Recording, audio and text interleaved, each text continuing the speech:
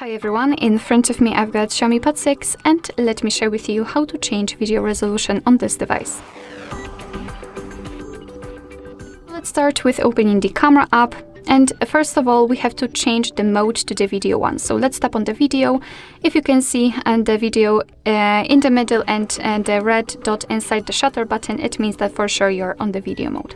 So now as you can see, we can change the resolution just by tapping on this option at the top.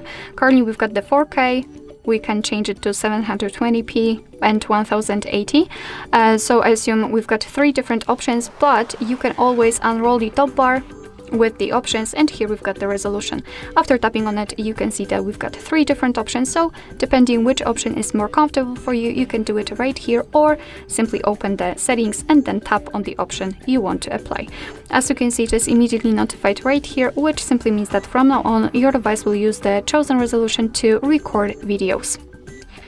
Alright, so that will be all. Thank you so much for watching. I hope that this video was helpful, and if it was, please hit the subscribe button and leave the thumbs up.